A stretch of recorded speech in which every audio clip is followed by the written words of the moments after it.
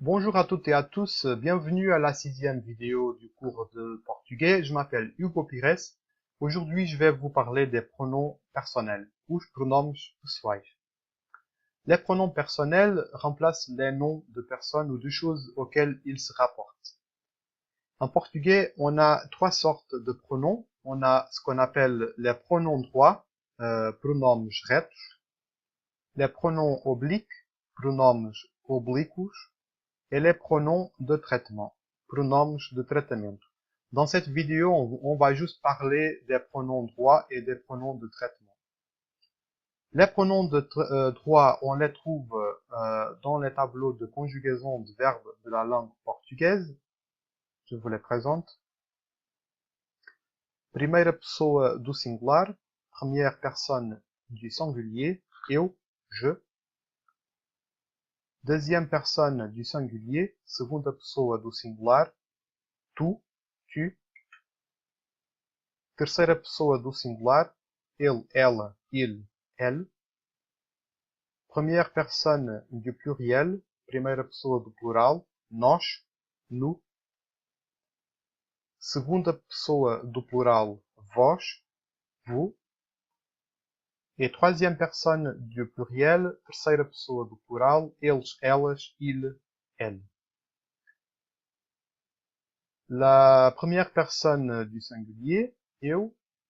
Eu canto muito bem, je chante très bien.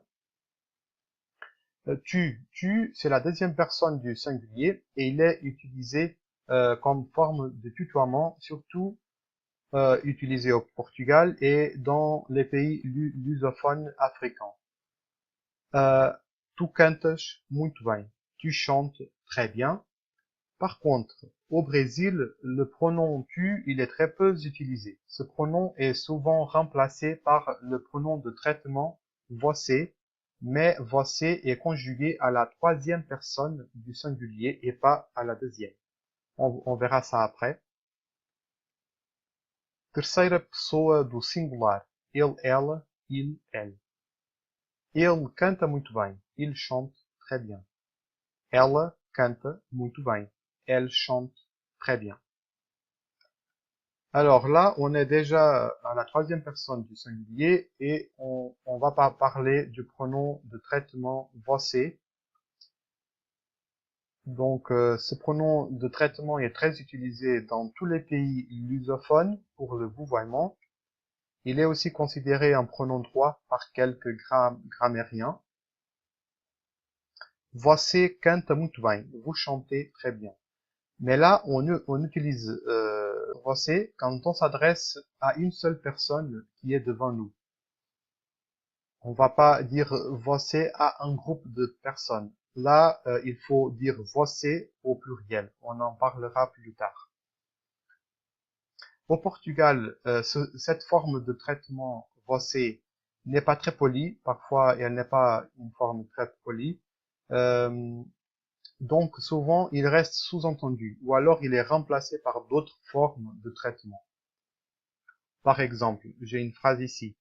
Desculpe, tem algum CD? Pardon, avez-vous, vous avez un CD? En fait, ici, je mets você entre parenthèses parce que souvent on élimine et on laisse juste cette phrase comme ça. Desculpe, tem algum CD? Comme ça, on évite de s'adresser à quelqu'un avec ce pronom você, qui parfois n'est pas très poli, mais il reste sous-entendu parce que là, on conjugue, on fait la conjugaison du verbe à la troisième personne du singulier, donc c'est implicite qu'on s'adresse à la personne qui est devant nous. Donc, on peut mettre ou pas. Au Brésil, le pronom você est utilisé pour s'adresser à tout le monde, même comme forme de tutoiement ou de vouvoiement. Você canta muito bem. Tu chantes très bien. Você canta muito bem. Vous chantez très bien. Là, bon, il y a une différence parce qu'on peut utiliser você quand on s'adresse à quelqu'un qu'on connaît bien. Donc, et là, il a le sens de tu. Mais il peut aussi avoir le sens de vous. Mais vous, quand on s'adresse à une seule personne, pas vous au pluriel, c'est vous au singulier. Vous, la personne qui est devant moi. Et finalement, o senhor, a senhora, le monsieur, la dame, donc vous en général. C'est un pronom de traitement utilisé dans tous les pays lusophones. Il est plus poli que você, qu'on a vu, qu'on vient de voir. Et le premier cas, on utilise o senhor, a senhora quand on s'adresse directement à quelqu'un. Par exemple, il y a un monsieur qui chante très bien et qui est devant moi, et donc je lui dis o senhor canta muito bem. Vous chantez très bien. Là, pareil, si c'est une dame, a senhora canta muito bem. Vous chantez très bien. Le deuxième cas, c'est quand on parle de quelqu'un à une troisième personne.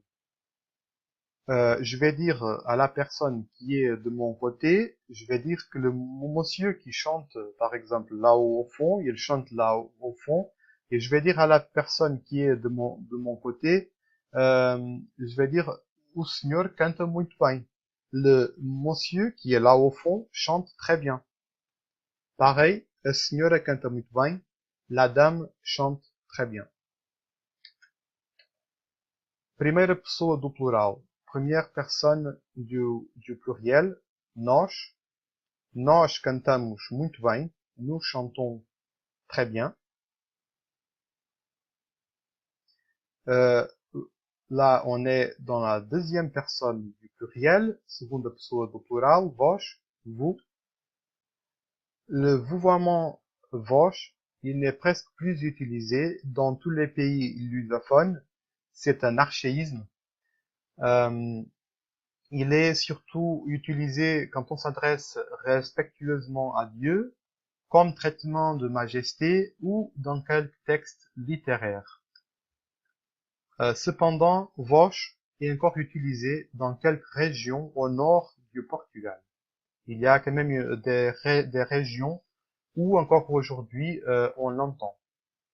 Vós cantais muito bem. Vous chantez très bien. Onde estáis vós? Où êtes-vous? En fait, si vous parlez comme ça, on a un peu l'impression qu'on parle qu'on parle comme à l'époque des rois, parce que c'est une façon plus ancienne de parler. Terceira pessoa do plural. Eles, elas, il, elle. Eles cantam muito bem. Ils chantent très bien. Elas cantam muito bem. Elles chantent très bien. Là, il n'y a rien de spécial. Alors, vocês.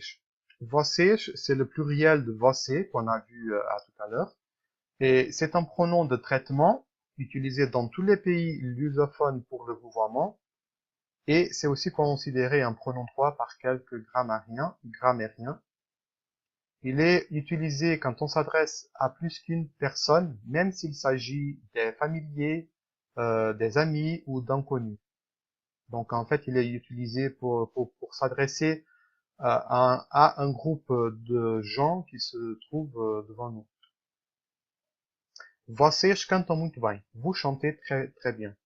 Ici, c'est marqué, c'est quand on s'adresse à plus qu'une personne. C'est quand on s'adresse à un groupe de personnes. Crianças. Vocês estão a fazer muito barulho. Les enfants. Vous êtes en train de faire trop de bruit. Là, on s'adresse à un groupe d'enfants et on va utiliser quand même vocês. Terceira pessoa do plural. Os senhores, as senhoras. Les messieurs, les dames, vous. C'est un pronom de traitement utilisé dans tous les pays lusophones. Il est plus poli que vocês pour le vouvoiement. On utilise en deux cas. Le premier cas, quand on s'adresse directement à plus qu'une personne. Os senhores cantam muito bem.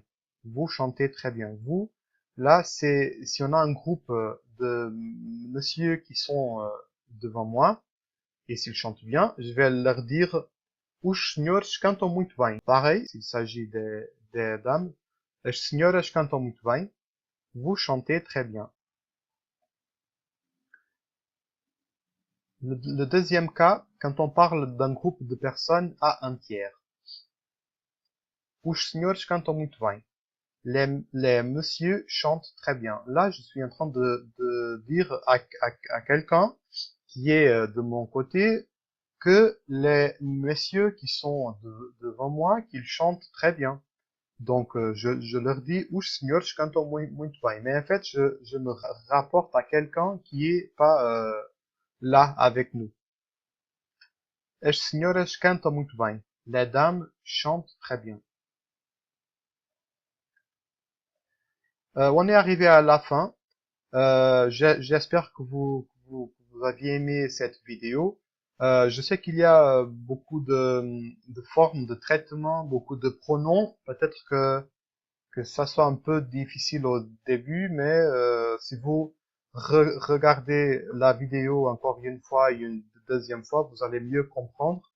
Si vous avez des questions à poser, faites-le. Vous pouvez m'envoyer des messages, faire des commentaires ici. Si vous avez aimé la vidéo, appuyez sur j'aime et on se voit dans la 7e vidéo. À bientôt. Merci beaucoup.